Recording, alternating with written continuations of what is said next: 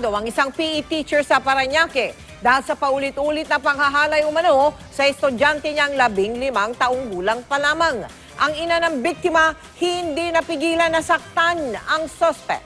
Nakatutok si Susan Enriquez. Oo, coach ng anak ko eh. Suntok, tadyak.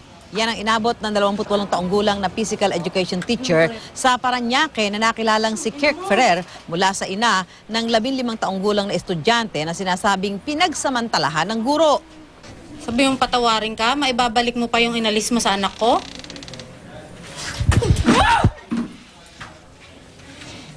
Sabi mo, wala kang alam? PE teacher niya yan eh. Pinangakuan niya na gagawin kitang varsity player pag college mo. Kasi volleyball player yung bata. Kwento ng biktima, noong 1 taon daw, 3 beses siyang ginahasa ng PE teacher niya. Tinatakot daw siya ng suspect. Nangyari daw ang panghahalay sa tuwing may practice ng volleyball ang biktima. Kasi hindi ko alam yung gagawin ko kasi natatakot ako kasi tinatakot niya ako. Pagdating dun sa taas, pinaupo niya na ako sa kama. Tapos umiiyak ako kasi niyaya niya na akong gawin yun. Sabi ko, ayoko nung ganun. Hanggang sa maglakas loob daw ang teenager na magsumbong sa ina. Kaya agad daw na inihanda ang reklamo laban sa PE teacher.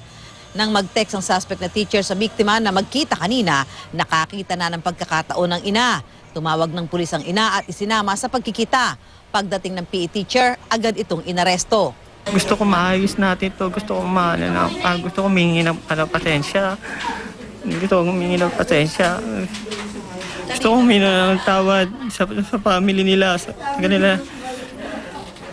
Gusto ko lang po maayos. Hindi ako po ng mga ganitong gulo. Hindi po ako sanay sa ganitong klaseng gulo.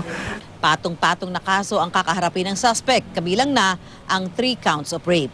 Yung biktima natin ngayon, minor na minor, kapi 15 years old lang. So kahit pa paano, bilang teacher, may pananagutan siya rito. Niloko niya yung bata. Umaasa naman ang pamilya na makamit ang hustisya sa sinapit ng anak.